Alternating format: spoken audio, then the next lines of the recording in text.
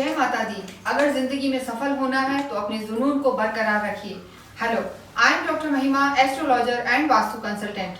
स्वागत है आप सभी का हमारे साथ मंथली प्रेडिक्शन मासिक राशिफल फरवरी महीने के लिए और स्पेशली स्कॉर्पियो राशि वृश्चिक के लिए। क्या कहते हैं वृश्चिक राशि के सितारे इस फरवरी के महीने में?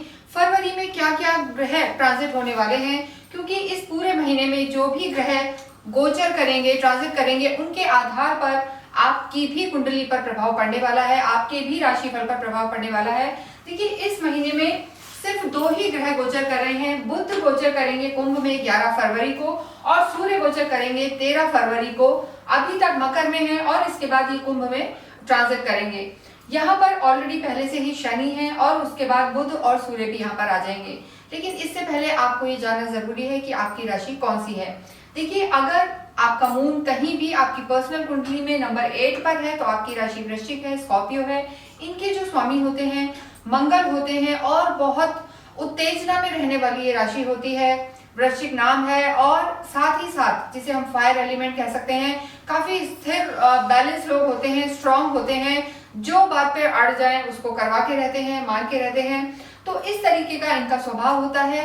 लेकिन इस गोचर के साथ, इस ट्रांजिट के साथ आपको अपनी पर्सनल कुंडली का भी अवलोकन करवाना आवश्यक है। आपको ये देखना जरूरी है कि आपके स्वयं के ग्रह क्या कहते हैं, क्योंकि ये गोचर है जो हम एक जनरल वृश्चिक राशि वालों के लिए बता रहे हैं। लेकिन आपकी कुंडली में आपके मंगल कैसे हैं, शनि कैसे हैं, इन सब चीजों पर निर्भर करता है कि आपका महीना कैसा बीतने वाला है। अगर आप हमसे संपर्क करना चाहते हैं, आपकी कोई क्वेरी है एस्ट्रोलॉजी को लेकर, तो हमारे नंबर्स डिस्क्रिप्शन बॉक्स में दिए हुए हैं और आप हमारे चैनल को भी सब्सक्राइब करें, जिससे आपको डेली ये इन्फॉर्मेशन मिलती रहे कि क्या चीजें फ्यूचर में आपके साथ होने वाली हैं और आपको किन किन चीज का प्रिकॉशन रखना चाहिए।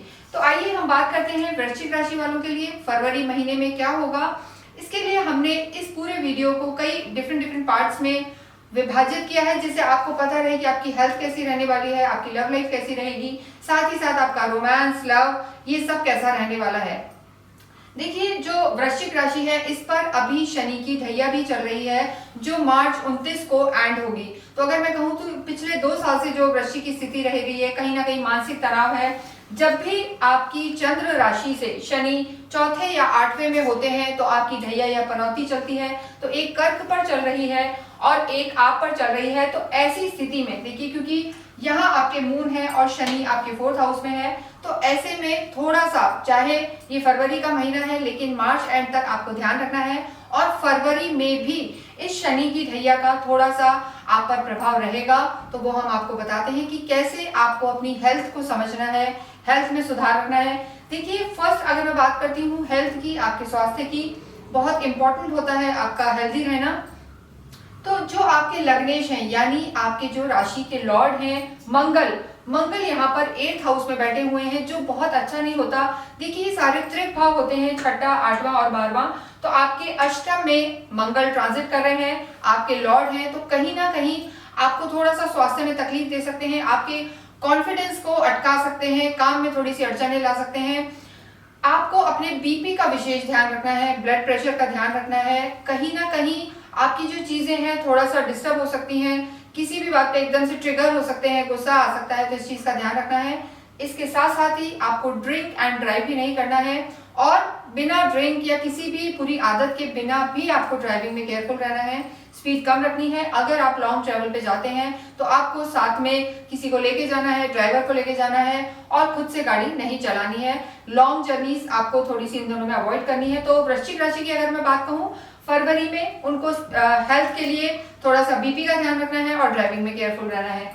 नेक्स्ट हम बात करते हैं लव एंड रिलेशनशिप की। देखिए, जो इनका शुरू का समय है, देखिए किसी भी राशि के लिए जब भी हम लव लाइफ की बात करते हैं तो काल पुरुष का जो 5th हाउस होता है, 5th हाउस को हम देखते हैं। यहाँ पर इनके राहु और शुक्र विराजमान है। शुक्र ने अभी ट्रांजिट करा है और शुक्र अपनी उच्च राशि में चल रहे हैं, मीन में चल रहे हैं। तो ऐसी स्थिति में कहीं ना कहीं इनकी लव लाइफ तो अच्छी रहेगी, ये घूमेंगे, रोमांस, एंटरटेनमेंट, ये सब इनका बढ़ेगा। तो लव लाइफ तो इनकी अच्छी रहने वाली है और जो इनके लॉर्ड है वो गुरु है, वो भी केंद्र में है। तो ओवरऑल अगर हम रिश्ते की बात करें, घूमना फिरना कहें, इंजॉयमेंट कहें, तो ये काफी इंजॉय करने वाले हैं। ये चीजें इनकी ठीक है। लेकिन राहु के यहाँ होने पर, गुरु के घर में होने पर और पंचम में होने पर राहु और शुक्र दोनों ही एक तरीके के काम करते हैं, तो चीजों में ओवर नहीं होना है। अति हर चीज की बुरी होती है, ओवर होंगे, एक्स्ट्रा ऑर्डिनरी होंगे तो डेफिनेटली लव लाइफ में थोड़ी सी दिक्कत आ सकती है। आप अगर अपने पार्टनर को किसी भी तरीके से फोर्स ना करें और जिद्दी ना रहे, एडिमेंट ना रहे, तो आपकी चीजें ठीक रहेंगी, क्योंकि जो आप स्वयं हैं वो मंगल है और मंगल थोड़ा सा अष्टम में है, और जो आपके पार्टनर है वो फिर भी थोड़ा सा सेंसिबली बिहेव कर सकते हैं। तो आपको जिद नहीं करनी है, आर्ग्यूमेंट्स में नहीं जाना है, और आपको थोड़ा सा मेच्योरिटी से चीजों को हैंडल करेंगे तो आपकी लव लाइफ अच्छी रहने वाली है। देखिए शुक्र एग्जॉल्टेड होकर यहाँ बैठे हैं तो डेफिनेटली और शुक्र कारक भी होते हैं विलासिता, लव, सेक्स, आपकी पर्सनल लाइफ, एंटरटेनमेंट, तो ये चीजें आपकी ठीक रहने वाली है। नेक्स्ट हम बात करते हैं और जो आपके रिलेशनशिप है। देखिए आपके सिबलिंग्स में 11 फरवरी से पहले बुध यहाँ है, 13 फरवरी से पहले सूर्य यहाँ है आपके पराक्रम में, तो काफी कॉन्फिडेंट रहेंगे, स्ट्रांग रहेंगे। आपके जो कलीग्स हैं उनके साथ आपका कोऑर्डिनेशन भी अच्छा रहेगा, लोग आपकी बातों को सुनेंगे, साथ ही साथ आपका बहन भाइयों के साथ भी रिश्ता सही रहेगा। लेकिन जो आपके घर के बड़े हैं या आपके इन लॉ साइड के लोग हैं, वहां थोड़ा सा कंफ्यूजन रह सकता है, वहां से थोड़ा सा डिससैटिस्फैक्शन नजर आ रहा है बिकॉज ऑफ केतु। केतु थोड़े से अतृप्त प्लैनेट होते हैं, तो इस चीज के कारण केतु और राहु एंड मंगल की जो स्थिति है वो आपकी कुंडली में अभी बहुत अच्छी मैं नहीं कहूंगी। तो फरवरी के महीने में वृश्चिक राशि वालों को हेल्थ को लेके और अपने से बड़े या इन लॉस से रिश्तों में थोड़ा सा ध्यान देना होगा। उसके बाद जो आपके सूर्य एंड बुध हैं 11 और 13 फरवरी को ट्रांजिट कर जाएंगे और आपके केंद्र में आ जाएंगे, तो जो आपकी माता का घर है, आपका सुख भाव है, वहां पर ये होंगे और आपकी चीजों को काफी अच्छा बनाएंगे। पर माता से भी आपको अपनी बात करते हुए वाणी का ध्यान रखना है, डोमिनेटिंग नहीं होना है, और पेरेंट्स का आपको ध्यान रखना है। बात करते हैं हम नेक्स्ट सेगमेंट की, मैरिज की। देखिए मैरिज के लिए हम सप्तम हाउस देखते हैं, 7th हाउस जो हमारा होता है, यहाँ पर आपके गुरु विराजमान है, और गुरु का सप्तम में होना सीधे लगन पर दृष्टि डालता है, तो स्थिति आपकी अच्छी बनी हुई है, मैरिड लाइफ आपकी ठीक है। और कहीं ना कहीं अगर मैं कहूँ तो खुद आप थोड़े से परेशान हैं, मतलब आपके जो स्पाउस होंगे उनकी स्थिति ठीक है, क्योंकि यहाँ के जो लॉर्ड हैं वो शुक्र हैं, और शुक्र यहाँ पर एग्जॉल्टेड होके बैठे हैं, उच्च के बैठे हैं, तो स्थिति ठीक है। लेकिन आप जो स्वयं हैं, मंगल हैं आप, वो स्थिति ठीक नहीं है। साथ ही साथ जो हम कहेंगे शनि की भी दृष्टि, दशम दृष्टि आपकी लगन पे है, तो थोड़े से चिड़चिड़े रहेंगे, बात बात पे आपको गुस्सा आएगा, हर एक पे आप चिल्लाते रहेंगे, कई बार ऐसा होगा। इसमें बुरा मानने की बात नहीं है, ग्रह सब कुछ कराते हैं, तो ये चीजें आपके साथ रह सकती है। तो पेशेंस रख के चलना है, धैर्य रखना है रिश्तों में, तो आपकी मैरिड लाइफ अच्छी है। आपके जो पार्टनर होंगे थोड़े से मेच्योर और सेंसिबली रिएक्ट करेंगे, तो चीजें आपकी ठीक रहने वाली हैं।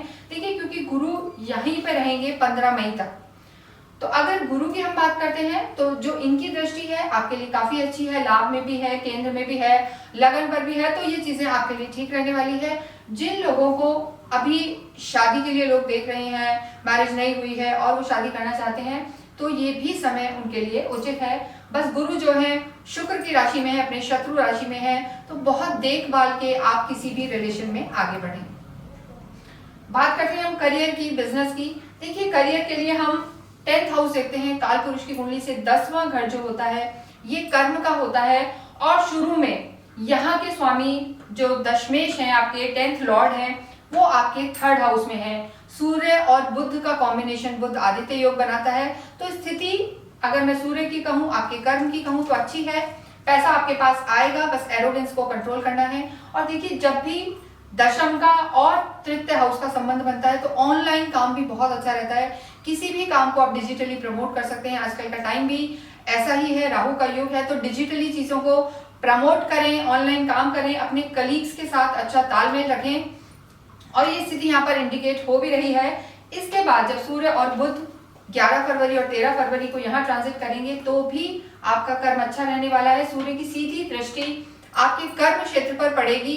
2nd हाउस में आपका बहुत बड़े लोगों से मिलना जुलना होगा, आपको किसी गवर्नमेंट के व्यक्ति से सपोर्ट मिल सकता है, राजकीय फायदे जो हम कहते हैं वो आपको हो सकते हैं। तो ओवरऑल कर्म की बात कहूँ तो मैं स्थिति आपकी अच्छी रहने वाली है। बस आपको अपना जो अभी स्थिति बनी हुई है कि कहीं ना कहीं आप थोड़े से परेशान हैं बिकॉज ऑफ ढैया ऑल्सो, या मंगल की भी स्थिति ऐसी है, उसको आपको थोड़ा सा संभाल कर चलना है।